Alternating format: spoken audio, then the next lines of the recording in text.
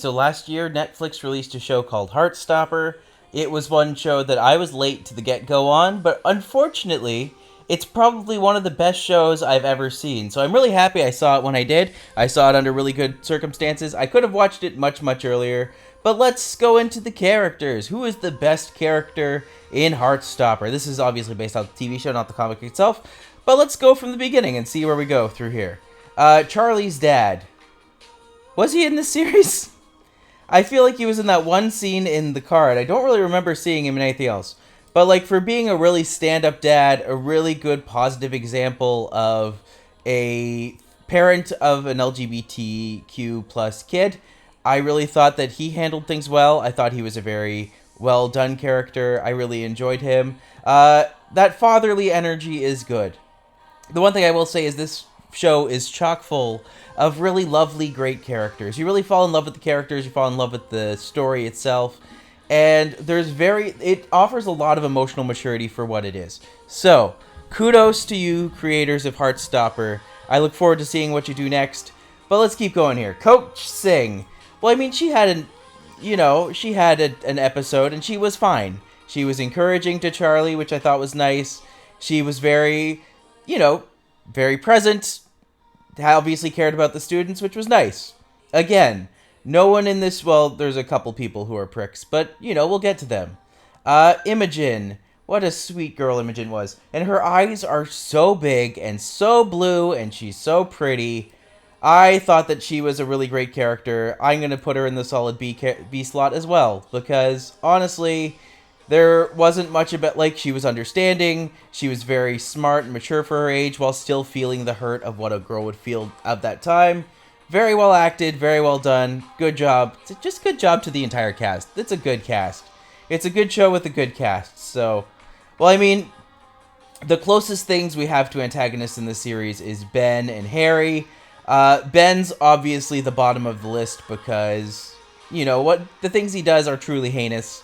And you understand why that comes out in the series. That whole self-hating LGBT is a thing. And honestly, I just really didn't like what they did with the character. You don't like the character, you don't like what they do. It's the intention of the script to make it that way. And so Ben and Harry are at the bottom, but definitely Ben is worse. So, moving along. Mr. Ajayi, kind of another good teacher role. I feel like he's a little over sassy. I don't think he needs to be quite that sassy with his students, but the fact that he's so protective of Charlie, clearly cares a lot about his students. I would consider him a solid B as well. So keeping him in that realm is a good idea. Now let's talk about Elle. Elle is not only one of my favorite characters to come out of last year, the fact that they tackle a trans character and her being trans is just not an issue in this entire season, in this entire series, that's awesome. It's never brought up in a negative way. It's just a fact. Elle is a woman. She's gone through.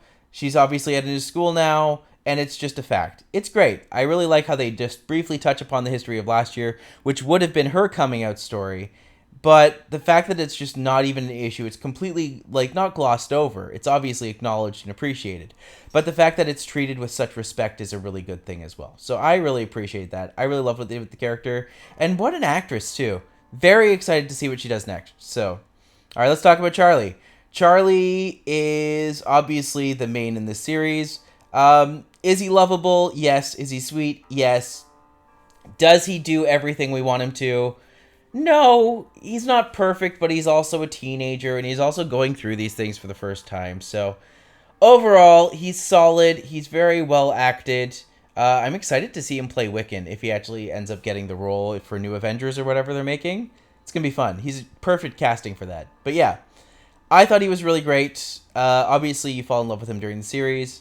You can see his struggles and his pain. He doesn't want to hurt people, which is obviously the time where you hurt people. That's kind of the irony of life. But for what it is, very well done, very sweet character, and just very good role for him. Tara. Tara was also really great. I really loved her energy. I loved that she's just so open, and she kind of acts as a lighthouse for the other characters. Such a sweet character. Such a loving heart. Really well acted, has a little bit of a devious side, like when they kind of plot to be like, oh, it's going to be a triple double date. Like, I thought that was cute. But obviously, there's the right time to do things, there's the wrong time to do things, and she's not perfect. They make that abundantly clear, but, you know, for what it is, Tara is a wonderful little character. Darcy gets a little bit of a shaft here, because they don't really do much with her. She's just kind of Tara's girlfriend, and that's all she ever really comes to in the season. But it's sweet. She's a very sweet character. The way that she's very protective of Tara is very nice. And the whole thing is just very friendly. I'm noticing now they don't have the mother character, who would be an easy S tier. One of the best mother coming out scenes I've ever seen in a season. Like, we've come a long way since Bear, the pop musical, where the son comes out to the mother and she's just like, what do I do now? My life is over. I'm just like, we've come a long way. So the fact that he comes out to her and she just doesn't really care, she's just supportive and she just wants to love her son. I love that. So sweet, so cute. Absolutely wonderful. Tao. Okay. Do I love Tao? No. Do I appreciate Tao? Yes. I'm going to put him in a B, or sorry, in soft A. Do I think that's being a little generous? Yeah, I do. But I also appreciate the character. I love how he stands up for his friends. They're teenagers, right? You can't expect them to know everything. But the fact that they're figuring these things out and they're being supportive and loving of each other, I think is really sweet and cute. Nick, the love interest, another great character. They're all great characters. You fall in love with the entire cast in this piece. You really do.